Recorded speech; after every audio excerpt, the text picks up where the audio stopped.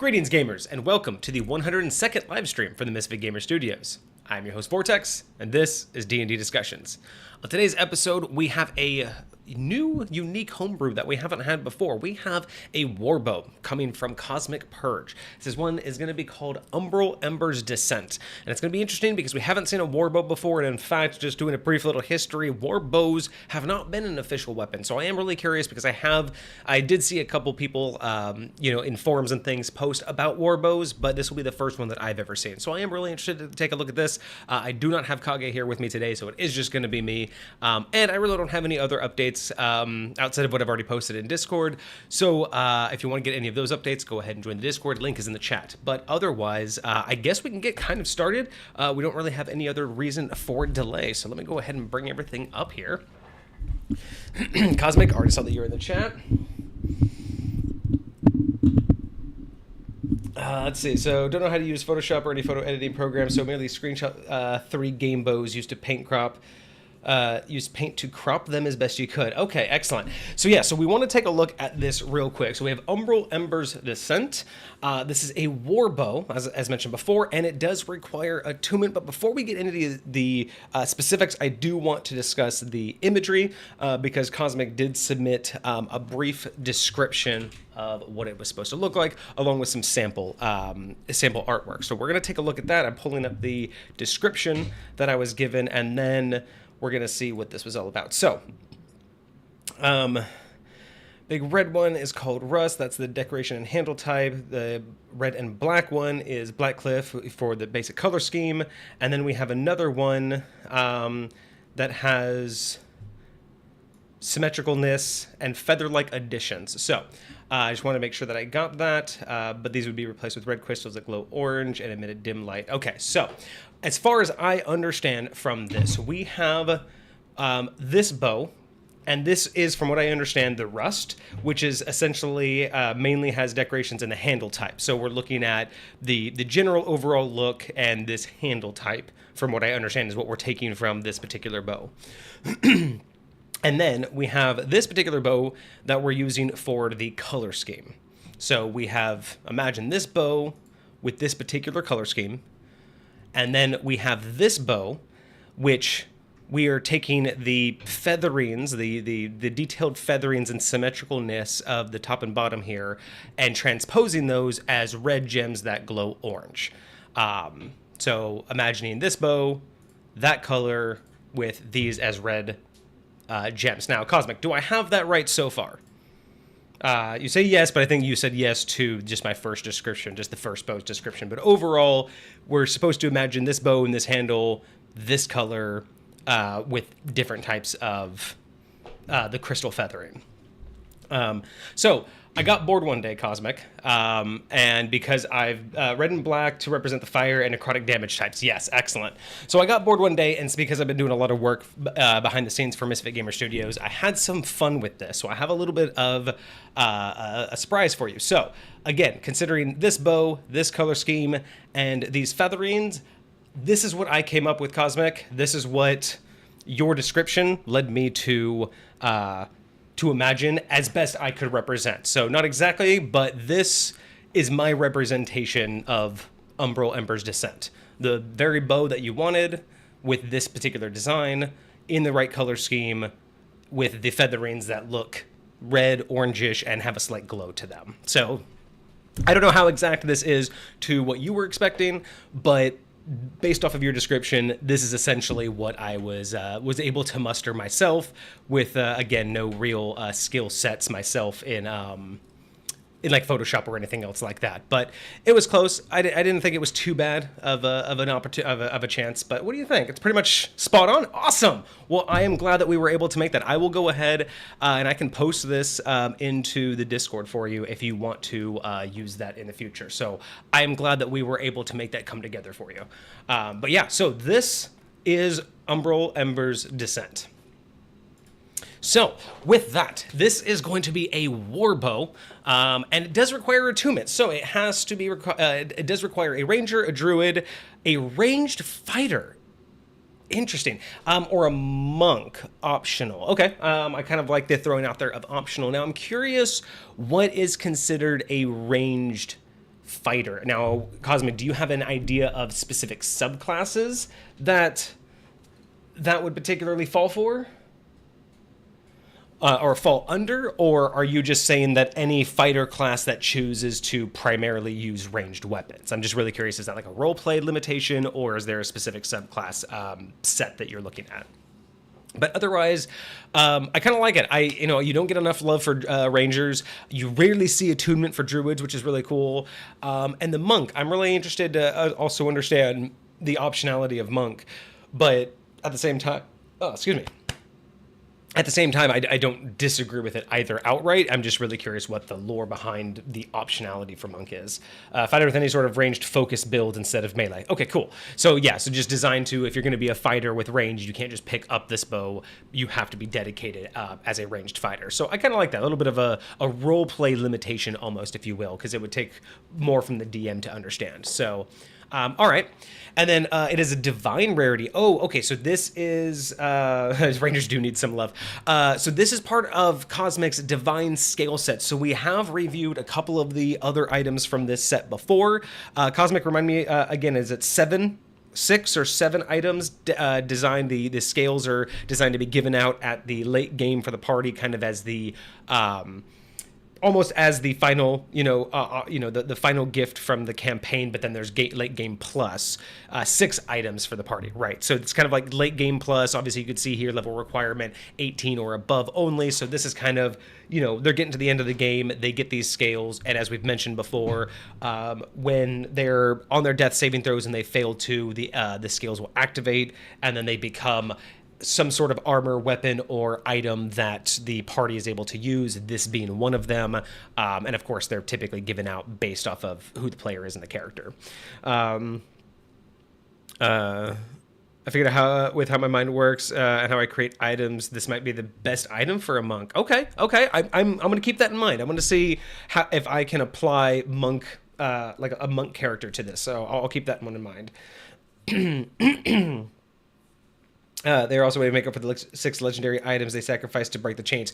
And that's, and I really like that you did that too, because you have to, the way that you're going through that particular campaign setup where they have to get these amazing magical items to, break one piece of the puzzle, but then they have to take all of these magical items and sacrifice it to break the next piece of the puzzle to then get these items as a replacement is a really cool concept. And I kind of like that it's a reward for the heroic choice, right? Instead of because they could choose to get these powerful weapons and not continue the campaign if you had like an open world concept, but lore wise, it's, the scales kind of act as hey, you did the right thing, you destroyed the evil, most powerful weapons, so here's something in return. I do like that you have that.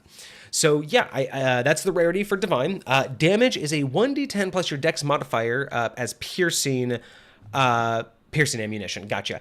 Now, right off the bat, I see with dex modifier, I see where we're going with this, because obviously when you think of strength, regardless of how much you can, how much like pull strength a bow is, you're never really going to add anything to a bow, right? Like once you've full drawn a bow, there's nothing you can do to add any extra damage, right? The bow itself and the ammunition are packing all of the damage. All you can do is really aim it properly. And I would absolutely feel like the aiming, because strength is to draw the bow, but once you're holding it, I actually can agree that dex modifier would work for this one. I could see an argument being made for either intelligence or wisdom in terms of the aiming, like the damage plus mod is coming from the fact that I'm aiming better than the average. But no, I think Dex mod makes more sense than Strength. So Dex mod works. 1d10, I'm going to circle back to that one I'm going to circle back to that one because I'm not sure a 1d10... I'm going to have to think about that for a second from what I know from other bows. All bows use Dex, and no other cannon bow uses a D10. Interesting. Yeah, let me take a look, because I do have those pulled up because I wanted to make sure that I had some comparisons. And then you have range. You have 2 ranges. You have normal range of 30 to 120, and then you have a sniper mode of 120 to 600. Now, I do want to cover that too. because I feel like that's actually pretty short. I feel like that could be adjusted. And then of course we already said level requirement 18 or above. So let's talk about damage and range real quick, and let's get familiar with the base bows. So there aren't a lot of bows out there anyway. So, the lowest one we have is a hand crossbow. And you're having a 3120 with a 1d6. So right off the bat, I think that's where it struck me as odd for the your range is for a war bow. When I think, at least personally, when I think of a war bow, I am not thinking of like a tactical weapon. I'm thinking of something that is being used in like a frontline assault, or something that's being used in large, tactic fighting. So when I think of a warbow, I want something that's going to be able to shoot across an entire battlefield, trying to take down that front line of enemies, trying to, shoot up to or across a field, up to, scaling a castle wall.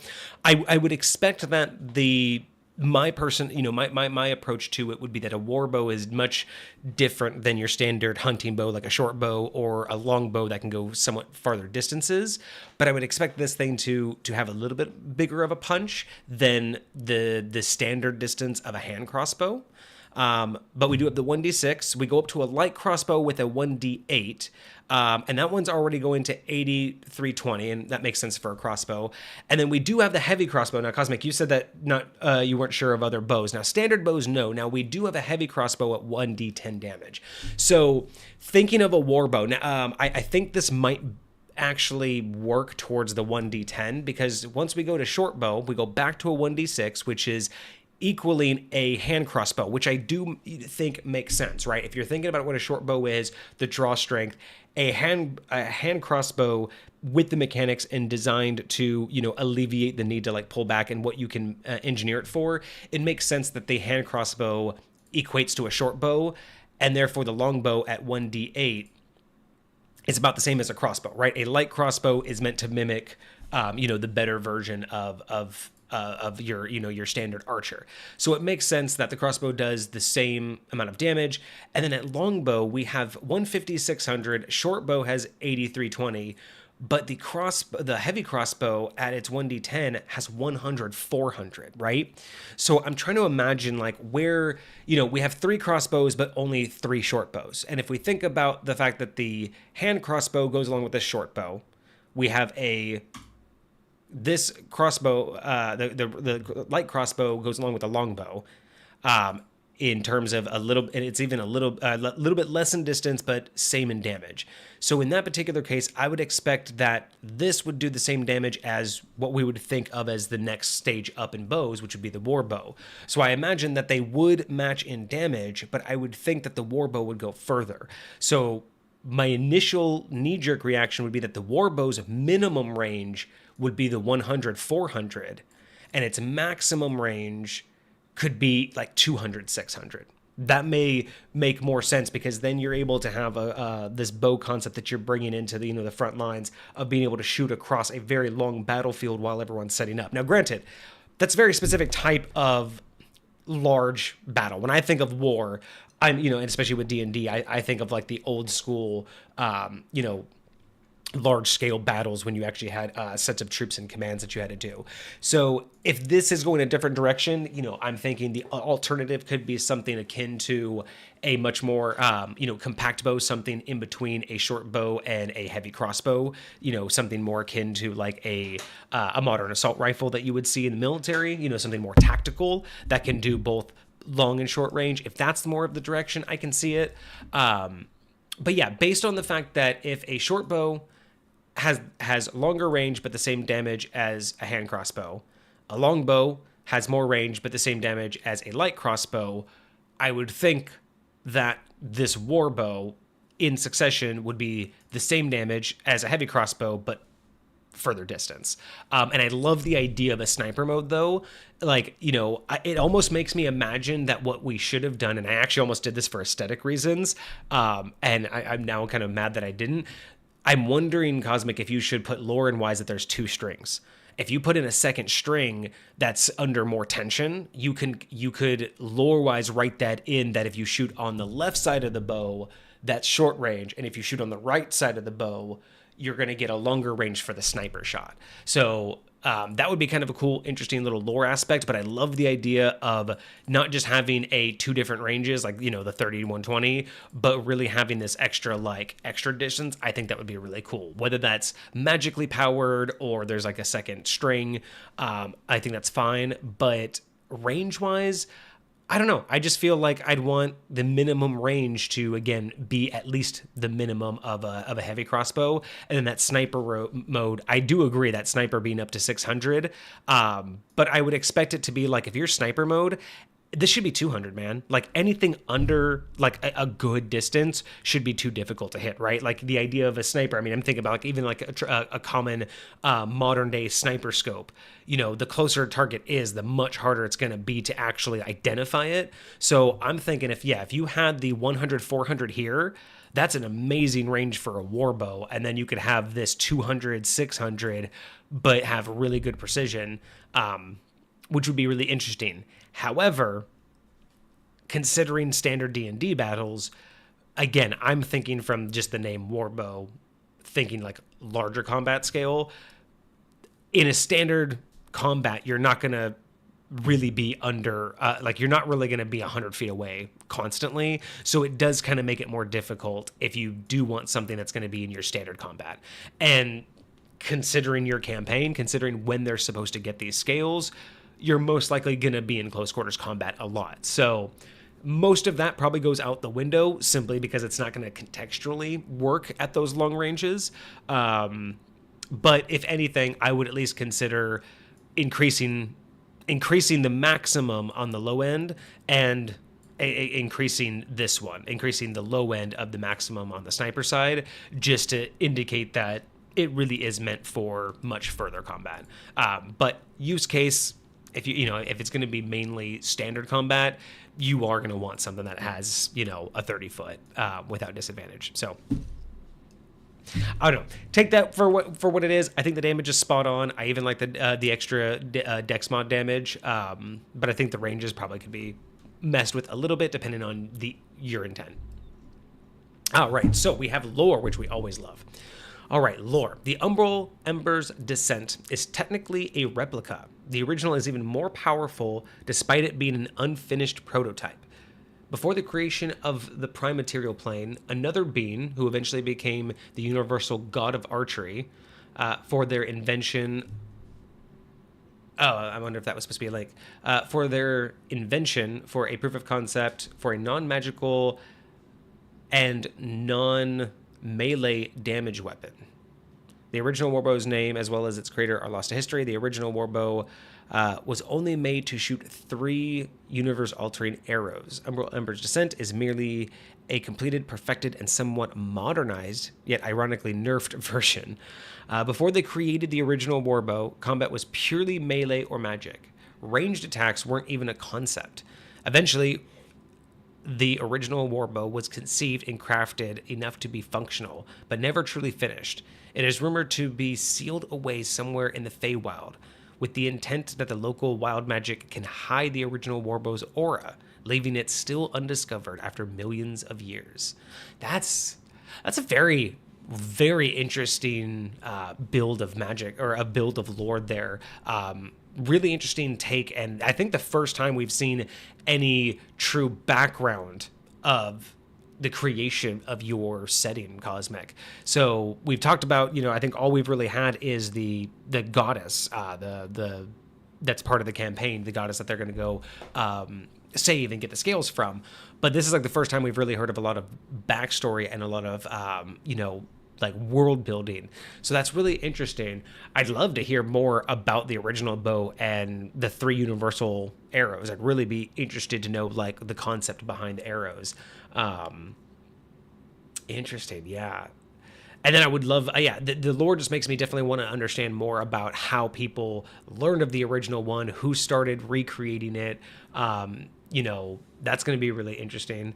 But yeah, no, very well done. I do like the idea of this being just almost like a seed planted, or you know, a breadcrumb to something even bigger that they can go adventure for. So that's really cool. All right. Oh, 3 universal altering arrows. So the first arrow, when this arrow was okay, so I'm assuming that. Okay, so if these are supposed to be the 3, this must be the 3 original arrows. But I'm assuming that we're going to see what the nerfed version are. I'm assuming that this isn't the nerfed version. So the first arrow, when this arrow was fired from the Umbral Descent, it created the primordial plane of fire. Reason for fire damage. Okay, because it does fire necrotic damage. We already know that. So interesting. So the first arrow it fired created the primordial plane of fire. Interesting. I find it interesting that they said it was a non-magical and non-melee. So it's non-magical, but interesting that it creates. So again, an interesting take on the background and the lore of this realm and this setting, because being able to create the plane of fire, not considered magic, but obviously on that divine level, right? It's that divine level magic, which is, you know, a million miles above standard. So interesting way that the lore plays there. I'm really curious to see to find out more about that. All right, so we have the second arrow. When this arrow was shot from the bow, it missed its mark. Instead, it struck a black hole and popped it like a balloon. In the chaos, it created a dark void-like plane that nowadays is referred to as the Underdark. Like a sentient being, it seeks to spread its own power to any other planes of existence it can reach. Perhaps the first beings born within this hidden realm were the first necromancers. Interesting. Okay. So it's interesting because I get the idea of the Underdark. So it was given necrotic damage due to the story behind it missing its target and creating the Underdark. Fascinating. I want to know more about the lore behind like what the original arrow was intended for, but the fact that they've recreated it with the story in mind and not for the original intent, that's kind of cool. I like that. It definitely shows the secondhand nature of the lore. The third arrow. This arrow ignited the fires of adventure. The fires of Avernus, sparking the seemingly infinite war between the devils and demons over this unknown and foreign power, as they assumed it as an act of aggression from the other side. Purgatorial flame. Oh, okay, interesting. Purgatorial flame. That just sounds like awesome. No, there is no primordial plane of darkness or / necromancy, so the Underdark was the only thing they could think of to think of for the loose connection. Gotcha.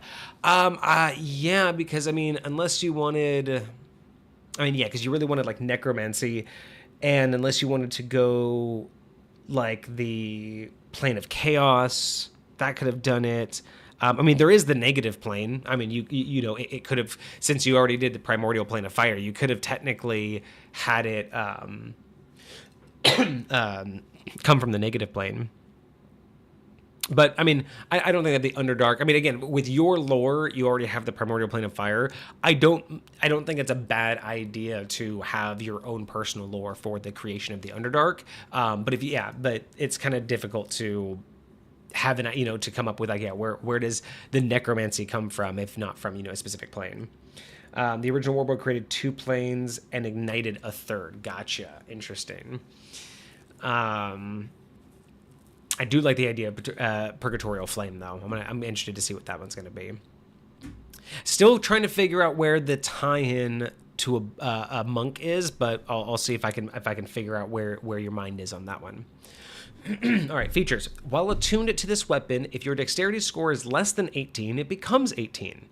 Additionally, you can swap between normal and sniper as a free action, or reaction to a creature you can see, changing distances that would require a mode change. Okay, gotcha. So if someone changes, you can kind of, I'm assuming that means you can kind of have like an opportunity of attack for something further. So example, a creature that is dashing 60 feet towards you from 150 feet away, dashing 60 feet towards you, causing it to only be 90 feet away. Okay, so the idea being that if you could have hit it, you can use your reaction to switch, because now he wouldn't be in sniper distance, he'd be in normal distance. Gotcha. It comes with 2 different types of charges, 10 basic and 1 to 3 special charges. Ooh, okay. Normal effect. On a hit, the user can expend 1 normal charge to deal an extra 4d10 fire damage. That's a hefty amount. Any ones are re-rolled on damage rolls. If the target has fire resistance, the user can roll the fire damage twice and take the higher total. That's actually kind of cool. So essentially, the damage has an advantage with those against resistance. That's interesting. Alternatively, in the case of fire immunity or another situation where fire damage wouldn't be as useful, the user can choose to do 3d8 necrotic damage. All expended charges are regained at the next dawn. Interesting. Let me read the next one real quick, and let me come back to this idea. A special charge effect. On a critical hit, you can expend 1 special charge to cause the arrow to do an additional 8d6 damage as half fire and half necrotic. Any 1s and 2s that are rolled, any 1s and 2s are re-rolled on damage rolls. Additionally, the creature hit is ignited by a special condition called Purgatorial Flames. This effect can only be done a number of times equal to half the user's proficiency bonuses rounded down. 1 charge is regained each dawn. That's kind of cool. Okay.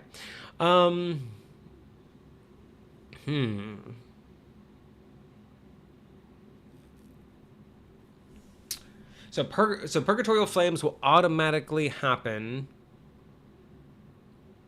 So Purgatorial Flames automatically happens if you crit hit. But you can also do the special charge on top of that. So on a crit, you can do additional damage with a charge. And then otherwise, on a critical hit, Purgatorial Flames also, the condition Purgatorial Flames also happens. I kind of like that. I kind of like that you get at least one of them. At least you get Purgatorial Flames. Or, Cosmic, do I have that right, that you get Purgatorial Flames on a crit, or do you only get Purgatorial Flames if you activate your special charge? Because that will change the approach to that.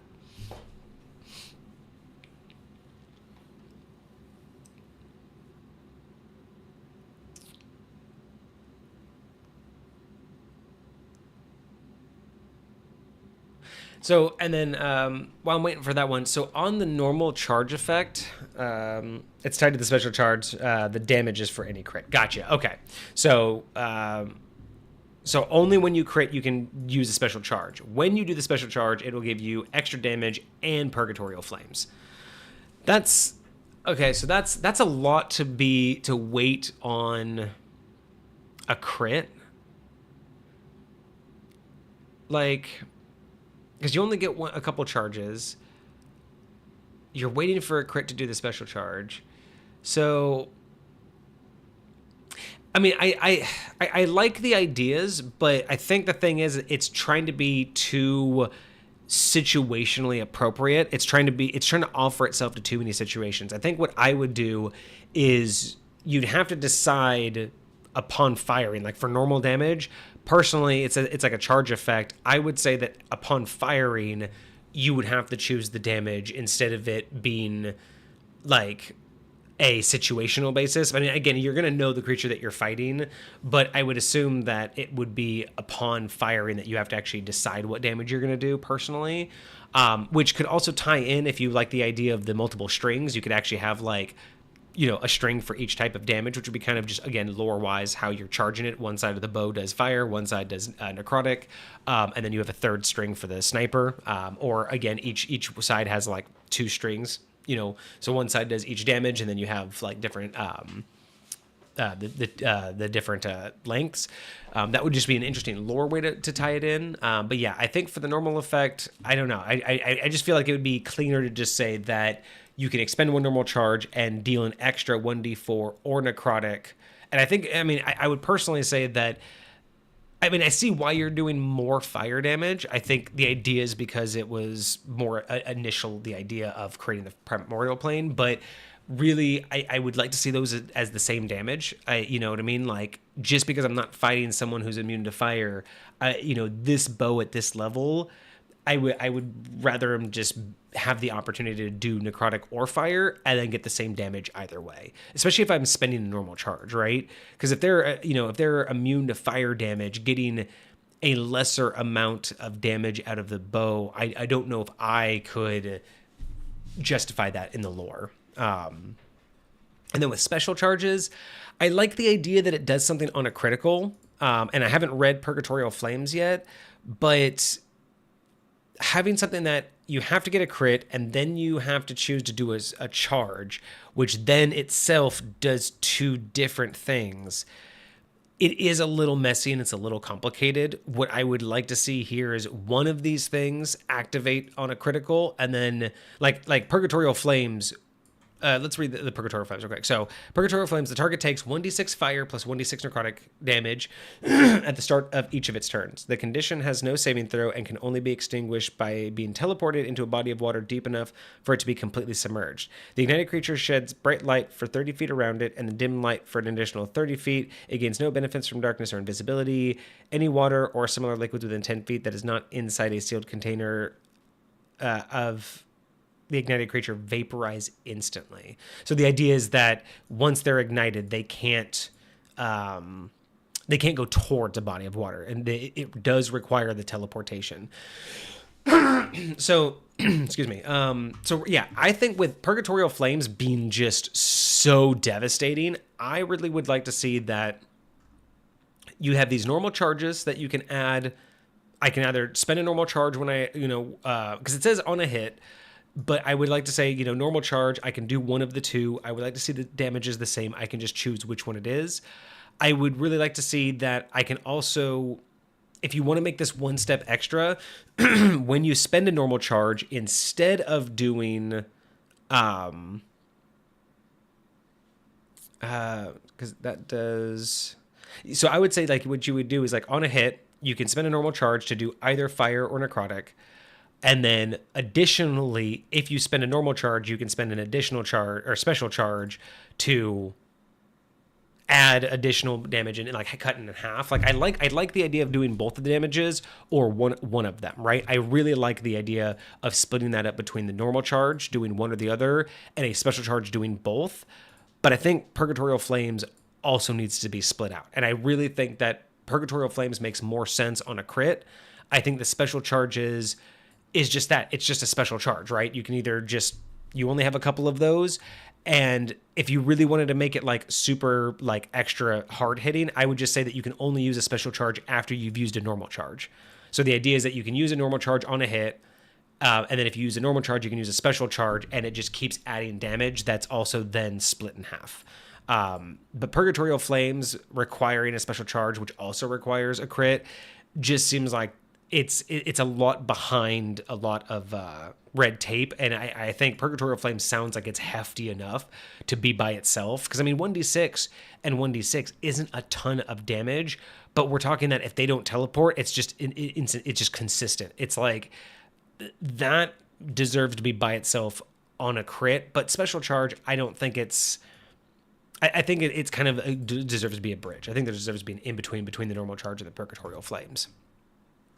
But I really do like that, though. I love the idea of being able to do fire and necrotic and then be able to do both. That right there is a solid ability for this. And we have extra features. So let's see here. With extra features, this bow comes with a quiver containing 50 magical arrows. Interesting. Okay. Kind of figured this one would almost be... I guess it's not magical, so it wouldn't like generate its own. But I didn't even think about having ammunition. I almost thought of the idea that you wouldn't have to care about ammo. It would just like load itself. But I guess that would kind of be magical. Serotonin, you also like the combo of Necro and Fire. Yeah, it's definitely a really unique combo too. I just like those two together. I just would like them to be slightly more easy to access. Because waiting for a crit to do all of that would just feel like forever. In my opinion, I think that having those charges, I think they should be usable. The crit is also something that I think is standout though. But cool. So it has 50 magical arrows. So the quiver and its 50 magic arrows that accompany this weapon are bound to the user, not dissimilar to a cursed item. The arrows are unbreakable and return to the quiver automatically at the end of combat. If the user tries to sell the quiver or the arrows, they teleport back to their side 1d3 days later at the end of at the end of a long rest. The magic arrows can only be used with Umbral Ember's Descent and are not compatible with any other bow. So they are an infinite money generating machine. Basically, you can infinitely sell these over and over and over, and as long as you don't get caught, you can make infinite money. I mean, at that level, you probably don't care, but something to think about. Also, when an arrow is fired from the warbow, depending on if the user consumes a fire charge or a necrotic charge, see, that makes me think that, again, it's a choice. I mean, maybe it was just the way that I read it. Maybe that's what you did in 10 Cosmic, is when you use the charge, you choose one or the other, and it was just the way that you read it. But it sounded more like it was situational, like it's going to default to fire unless the fire isn't as good as the necrotic damage. And it sounded more like it was a if-then instead of a or. So that may have just been my problem. But let's see. Depending on if the user chooses one of these charges, an arcane thread either lights up or dims a path connecting the back of the arrow to the warbow's string. If a fire charge is consumed, the arcane thread dimly lights the flight path of the arrow. If a necrotic charge was consumed along the same path, a dim light is put out. These arcane threads pose no terrain-altering or otherwise hazardous effects. Okay, so it is the choice of the player. Cool. So I think I see what you're trying to do here. I think this is a lot to put into the. Personally, I think it's just a lot to try and put in here in terms of like the description. It's very wordy for this particular description. Just trying to say that if whenever a fire charge is used, the arrow is followed by a dim light, and then when the necrotic one's done, it's followed by almost a dimming light.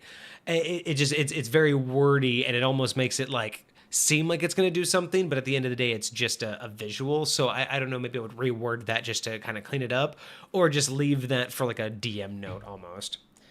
If you're in the dark area, the fire charge can light up the arrow's path, but I mean, only as it's flying, or like so if I fire at 100 feet, how long does the light last, right? Does it just, I mean, it's glowing. I'm assuming that the idea is that it's glowing, so it lights the path as it goes along it, but that's really fast, unless it's like there's a beam of light that stays along the path. Is that what you're trying to say? Is like, so if you hit a target, there's now a beam of light between me and the target that's just lighting the whole area.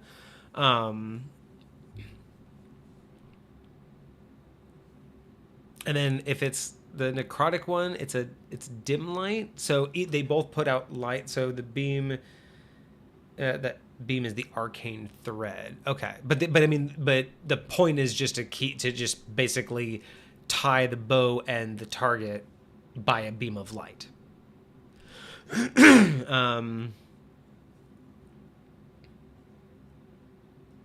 I thematically and visually, I kind of see the idea, but I don't know. Personally, I'm not really. I don't know if that really like clicks for me in terms of the rationale, as well as like I definitely wouldn't want to use this if I'm trying to be sneaky, because then I'm now obviously like lit up. But it seems like it's trying to fit too many situations, which I mean, to your credit, that is something that you try to do, is you try to make things not as shoehorned and not very funneled into one thing. But yeah, I feel like it might be one of those extra features that's just trying to add more where it doesn't really need it. I mean, the bow already puts off light, the arrow already puts off light. I don't really know if it needs to have this now continual string of light between you and every target that you've hit. Because I mean, again, it doesn't really say that it goes away. It just says that every time it's fired. So it's like, if I fire 3 of them, I now have 3 strings of light. It's just very, I don't know if it's quite necessary to do that. I mean, even if it just gave the, you already mentioned that if someone doesn't have a dexterity of 18, it gives them 18. You could just grant them true sight. Like, honestly, I think like that would be more effective as a feature to grant the, the wearer true sight, or even if they've, expended a special charge, get true sight or something like that. I mean, if you're just trying to give them more visuals or more visual of the combat field, I think that would be a better approach. But the threat of light for me it kind of just falls apart both from like a DM and a player standpoint. It's one thing that it would be for me harder to, I guess, pay attention to. And I guess, does that mean that if I'm in like in a hallway, can I just shoot an arrow down the hallway and then light the whole hallway up? Or does it actually have, because it just says when it's fired, but it doesn't necessarily say that it has to hit something. So I guess you could also use this to light up like a cave or a dungeon. I mean, you could just like fire it down the pathway of a dungeon and light it up. So that might be another use for it. If the fire charge makes light, the necrotic puts it out. Put it this way, I don't have proficiency in wording phrasing, and I also, I'm going off of like my particular like use cases and experience of gaming too. So I'm not necessarily going to have the exact approach that you do, but yeah, I think that giving the person who has the bow some sort of visual bonus like true sight or something like that would be a little bit more beneficial. This one I feel is just one too many things to keep track of, in my personal opinion. But again, it does fit with what you're trying to build. It does fit with the lore too. And then we have the reddish-orange crystals on the tip of the warbow's limbs emit a continuous dim light in the space that the user occupies, making them immune to the blindness condition and illuminates all spaces of darkness, including magical darkness. So it says that only the one that they occupy. So this also, in my opinion, if this is also, it illuminates all types of darkness. So if I'm in the middle of a darkness spell, I would be visible, like through the darkness. So, because it illuminates all types of darkness, but it's only dim light in the space the user occupies. So again, from what I read this, it makes me want to believe that the person wielding the bow can't be blind, and they are not going to be affected by the magical darkness because the bow emits light. But technically, it says it only lights the space the user occupies, so it's only a 5-foot space. So realistically, unless there's magical darkness and I'm up against a wall and I'm looking for like a lock or a door, this really wouldn't do anything for me because all I can see is where I'm standing. This makes me feel like both of these, the two extra features could easily be meshed into one for like true sight or something like that. And I think that would make, or just, as long as the person's wielding it, they're immune to these effects. Like just they're immune to magical darkness and blindness effects. Because again, I feel like it doesn't really need to do anything for the party. It feels like this is definitely a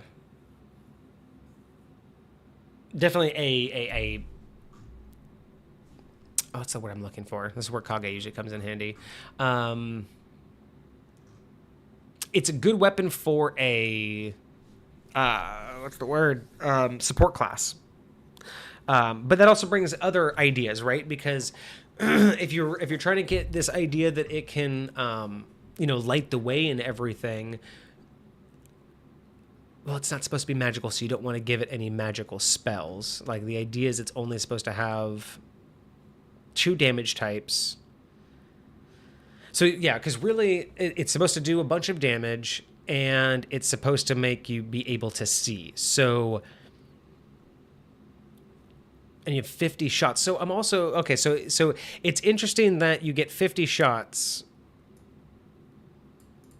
but they come back to you every combat. I mean, I guess it's late game combat. I'm just trying to also think of like 50 shots is a lot. So, but then again, it doesn't really matter because I mean, if you're in that big of a combat, then yeah, I think you got more things to worry about than your arrows. Darkness 15-foot radius gets turned into a donut-shaped circular but with a hole in the middle. Exactly. But if you're in that darkness, nothing would be able to normally see you, but that would make you a beacon through the darkness. Yeah, I don't know how beneficial I could make that. Like, in terms of, like, as a player, I'm not really sure how beneficial, because anything in that darkness immediately around me, I still can't see. So, again, if the darkness was cast to... yeah, I'm trying to think of, like, it would kind of help, but you're also still, it would be a donut, but you're still surrounded by darkness. You can't see past the darkness. So you'd only be able to see yourself, but then you would still technically be completely surrounded by darkness yourself. You know, it would make it a donut, but you wouldn't be able to see anything beyond the darkness. So I don't know if that would, I don't know if that would be as beneficial.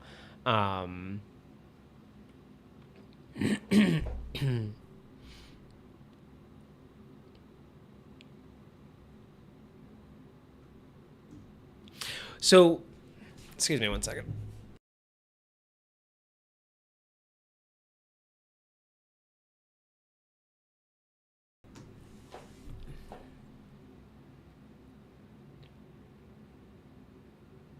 So I'm trying to think of, like, how to clean this up a little bit, like the way that would make a little bit more sense for me, because I like the idea of trying to use the bow to, like, help with darkness and everything. But I think it's the threads that I'm getting lost on in terms of, like, just trying to, keep that, keep that basically figured out on the battlefield as you're going. Like, that, it just seems like that would be a lot to try to watch for those conditions.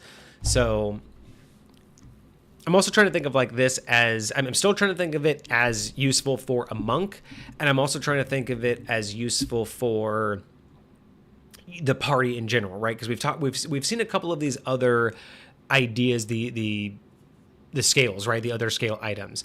So I'm trying to see, like, how does this one also play in with the others in the particular campaign that you're running and the particular setting that you have. And I think one of the things that I'm also running into is it does a decent amount of damage. It does a decent amount of damage, but it's not quite... I don't think it's quite turning the tide for that party and the synergy. So now that I'm kind of getting an idea for what this is trying to do, so if you took an idea maybe of doing, like, the true sight idea for one of its features, what would be interesting is you could turn the special charge. So if you had Purgatory Flames on critical hit, normal charges do your choice of damage. But what would be interesting is if the special charge inflicted the target. Like, when you use a normal charge, you can also use a special charge. And on hit, the target, or, on hit, you can use a normal charge, but you can also use a special charge on hit. And if you do, you can inflict the target. If you use the normal charge for fire damage, you could basically do extra fire damage, but now the target glows, kind of like fairy fire, but it would even glow through even magical darkness, right? So basically, if you use the fire damage arrow, you can spend a charge, and now everybody can see that target no matter what. That would help the party a lot, and just guarantee that, everyone kind of has, like, an advantage on their shots too.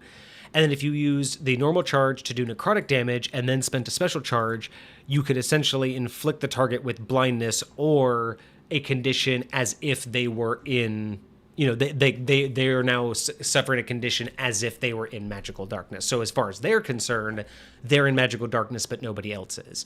So that would be, I would think that would be a better approach, especially, like, from a player point of view, because as much damage as this does, I wouldn't care as much for, like, the paths of light, but for me, as I'm wielding the bow, to be able to get past, like, certain conditions or certain areas like darkness, that would be really cool. And then for me to be able to use one of my abilities to inflict that on because instead of it, just casting darkness, it would be specifically against the target. But if I'm using fire, it lights them up. If I'm using the necrotic, it basically shuts them down for maybe a number of rounds or something like that.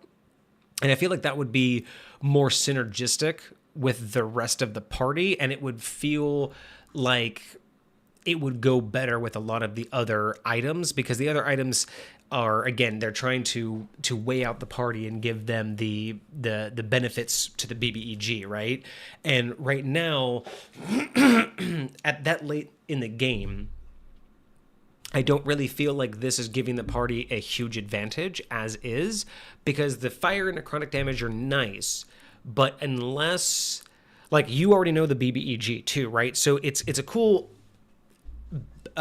build, but is it going to be the build they need against the BBEG or the other things that you're going to be throwing at them at, because I'm assuming that the things that you're going to be throwing at them are going to either be they're either going to be damaged by fire or they're going to be damaged by necrotic damage, right? They're either going to, fire's going to be the best thing, or it's going to be, they're going to be immune to fire. And if you know that going in, then I like the idea that you're giving them those options, but at the same time, it's not really doing much for the party as a whole. It's just adding to the additional damage, which does kind of go into the lore, because you did want a melee that wasn't magical, that also wasn't, or you wanted a ranged weapon that wasn't melee and non-magical. But it just feels that if it's only going to do just, if its main purpose is doing 2 types of damage, I really like the Purgatorial Flames, but it's really, if its bread and butter is making 2 types of damage, I'd like to see it do more for the party as a whole. And it doesn't, unlike the others, I don't feel like this specifically does enough for the wielder itself. Like the wielder, again, even the Paths of Light, that's kind of for the party, but I don't feel like that's as beneficial, especially in that late game. I gotta imagine most of the party either has like night vision, or they're gonna have other items that can help them out. So, I would like to see more synergy with the party as a whole, and I'd like to see some actual direct benefits to the wielder, maybe. Because again, I'm only seeing that they get to choose to do these things after they've attuned with it. But again, because they get to attune with it, making them have like true sight or something, I think. Again, you're the bowmaster now. You're like the war bow. You're the master archer, having that idea that nothing gets away from you. You see through the bullshit, and you immediately can identify your target at any distance. I feel like would be such a strong add-on for someone who wields this, right? I think that would be really interesting. I would also challenge you to give this a crit fail, because I loved how you wrote in the idea that when the bow was shot, it missed its mark, and that's what created the Underdark. So it'd be really interesting if you added like a crit fail, where if you missed by critting, something really bad happens, either to you or to the party or something else like that. Because that just sounds like, the idea that you added in, the idea that it missed, I kind of want something added in here for what happens when I miss. And then Purgatorial Flame, I think, is good. I don't think Purgatorial Flame really needs to be changed. I mean, a 1d6 of each that late in the game, again, isn't a lot of damage, but it's both damages, and there's no saving throw, so it's just automatic, and the only way to stop it is being teleported, right? It's so good. It's such a good way. I think it's great for the critical hit, because, again, that's rare enough. Because, I mean, at any point, especially if you get a critical hit early on, I mean, this thing is going to be the bread and butter of the fight. That thing is, the thing is just going to constantly be taking damage every single round. What's the likelihood it's going to be able to know it needs to teleport, and the likelihood it's going to be able to teleport into the body of water that is deep enough that it doesn't, immediately vaporize? Like, there's so much going on with Purgatorial Flames that I think it's just, it's a good standalone.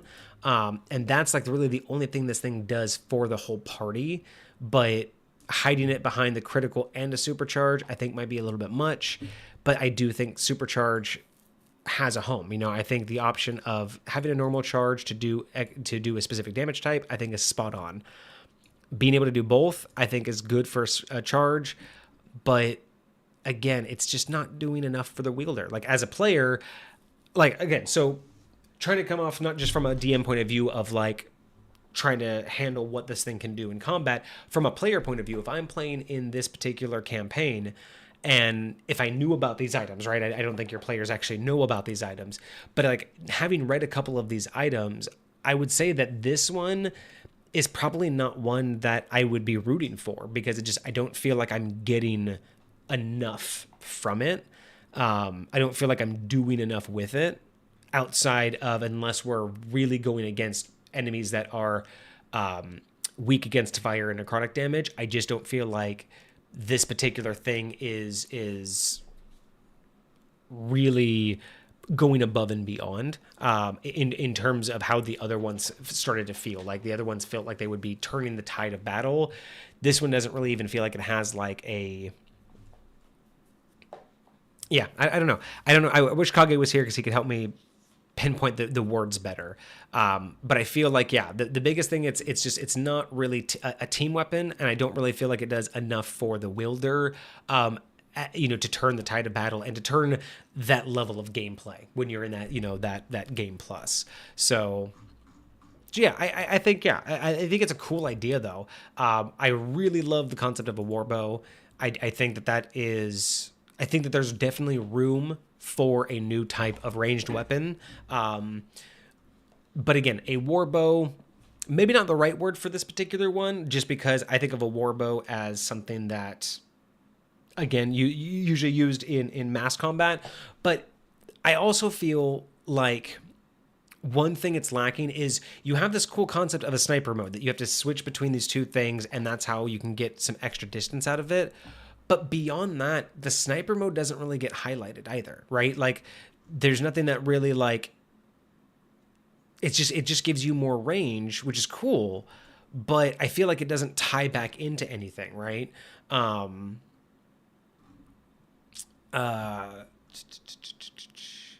know, there's no limitations on a normal charge or special charge, whether you're using sniper or not. Sniper doesn't do any extra real damage. So I feel like it's not a forgotten concept. I just feel like sniper could also be boosted too. I feel like we could really get more from this idea that I could hit a target a lot further away, but it also works as a standard bow too. Like, I like that we're thinking those two different distances, but sniper mode just doesn't really feel like it does much else.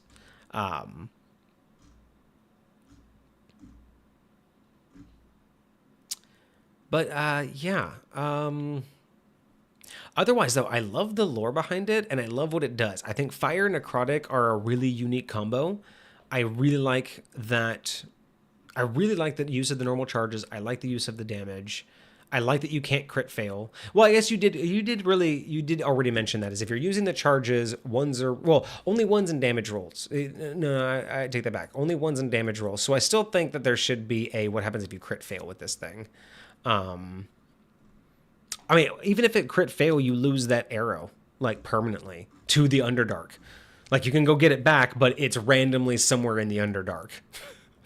Because that would tie into the lore, right? So if you crit fail, the arrow is literally, it misses its mark and it gets lost in the Underdark, and that's just the lore of where they all end up, is somewhere in the Underdark.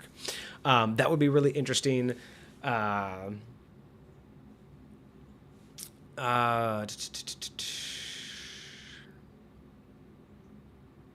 Yeah, Purgatorial Flame is really cool. I really like where you pulled for the fire and the yeah. So I don't really think that any of this, the 3 damages makes perfect sense. Yeah,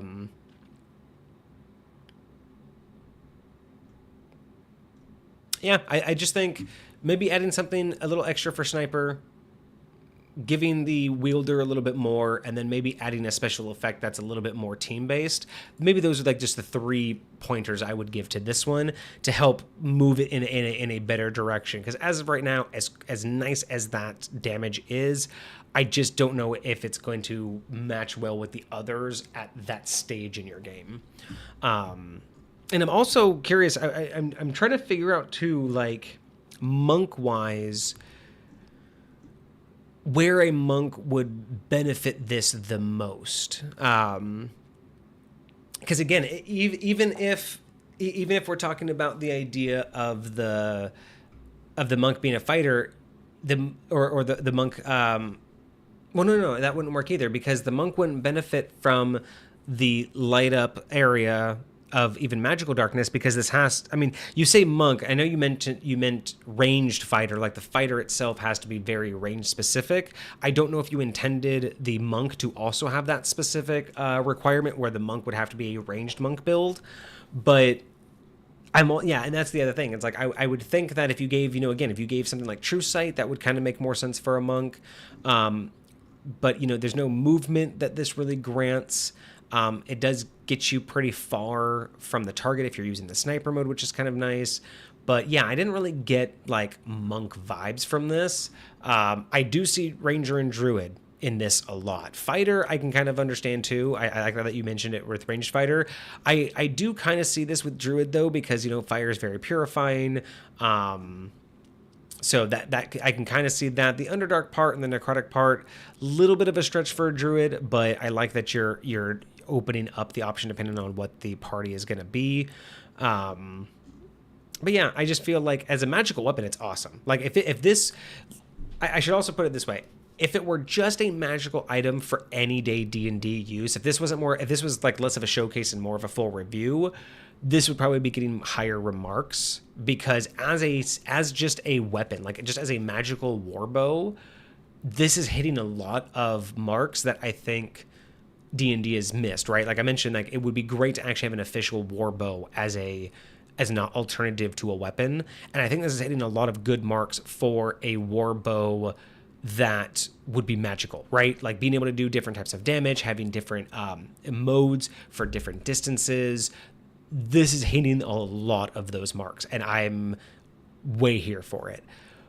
But I have to say, in comparison to the other goddess scale sets, and knowing that this is 18th level or higher, knowing what you've told us about the game plus that those players are going to be against, I don't think this is the game changing weapon that party deserves.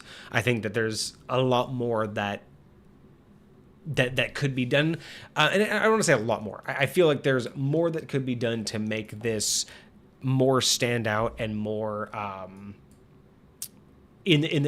more equal to what you would expect at that level 18, level 19. I just died. I came back. It's very likely the BBEG fight, and I get this bow, and I'm back on my feet, and now I can do fire and necrotic damage.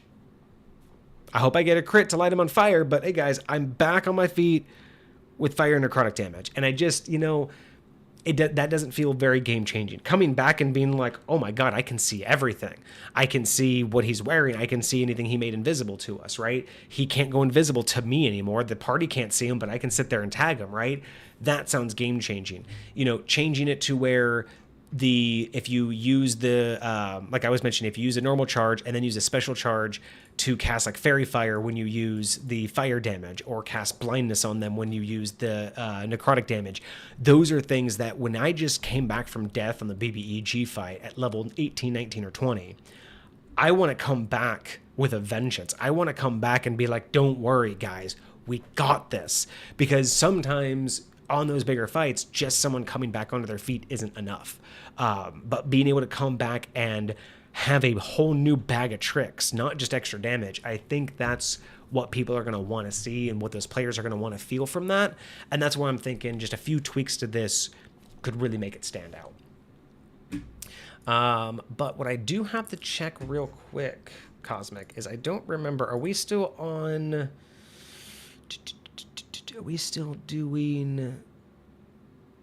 Oh no, we are still doing, technically, we are still doing homebrew review scores for you. Because technically, I think Kage and I were talking about it, and technically, your stuff technically falls into Showcase, because it is really more specifically for your specific realm, and that's where I think we're also getting some skewed numbers, because that's the other the big difference is a lot of the, like, the divine set that you've submitted, most of it works solely in your setting. So we might talk to you offline. Kage and I might reach out to you offline and see about how you feel about converting some of those scores into showcase points, because those will be higher as a showcase than they would as high points, because again, it's about compatibility, and because it's so setting specific, like I said, I would probably rate it higher if this were just a magical bow or a baseline for a war bow. But from this point of view, from what I understand, from your setting, it's just not hitting as many marks for me. And again, as a uber powerful bow as it's meant to be, it's also just feeling not as strong. So yeah, it's not really going to get the highest mark of this time, but I think a lot of that is, I think the struggle is really just because we're giving you the standard high points instead of the showcase score, which I think is throwing this off. So we'll talk to you about that offline. But yeah, as of right now, like, let's see here. So, I mean, it does give me, it makes me want to make a war bow. It makes me want to fix and add another bow, but as is, I don't think you're going to be very happy, Cosmic. This one might bring down your overall score finally. I mean, that's good. I would, to make this fit, I would have to change. I mean, that's actually pretty good. I'll keep that. I would have to change that. So no, but it's gonna take.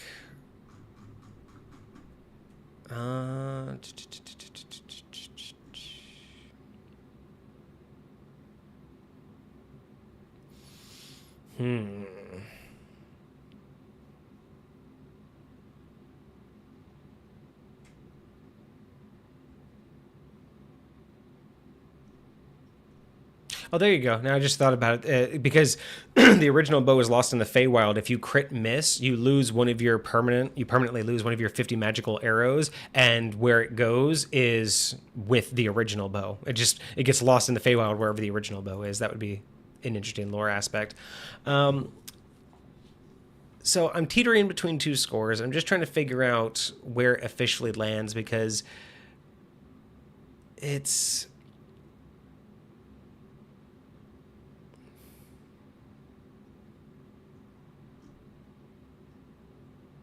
No, it'll get the extra score. No, because it does, because I have a similar homebrew item myself that includes it's basically a sniper rifle crossbow. So I do like the idea that you're trying to add, like, the extra bit to this one. So I'll give it the extra point for that. So yeah, I think too much would have to change there. Okay, so this one is going to get a 5 out of 10. I'm going to give it extra points because it does give me the inspiration for an actual normal sniper-like bow. And I do like... I do like the idea of the Purgatorial Flames as that, but there's just... It was almost a 4, but I think the idea of it does inspire me to recreate a version of a sniper, because I do think that we are missing something beyond a longbow. So I will give it the extra point for that. But otherwise, yeah, it's just not hitting with me in terms of the... what's the word I'm looking for? The gravity of the situation and where this is going to come in handy. I just don't feel like this is... it's just not hitting well. You know, it's just not saying that this is the moment that everything changes. And I kind of feel like that's what I was waiting for, is that this is the moment that I know the battle has changed. Realistically, I'm back up. I can do some extra damage, but otherwise nothing's changed. Like, I'm still a ranged fighter with just a new bow. The other one, like the shield, made it feel like at least if you, whether you or not you were, carrying a shield, that really kind of felt like it made a change of the battlefield. It changed the tide of what was now possible to do. This is just replacing my weapon with something that does extra damage. I'm assuming that this will guaranteed be more damage than anything I would be currently carrying, but yeah, I feel like it just needs that extra push. So I will have Kage get back to you on his version. I know that he said that he's going to try and watch this video and write you up something in the Discord.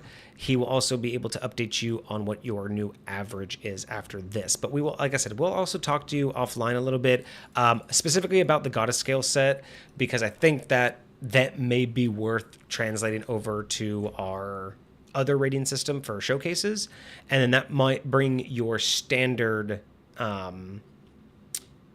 score up, your average score for your other submissions. That would probably go back up.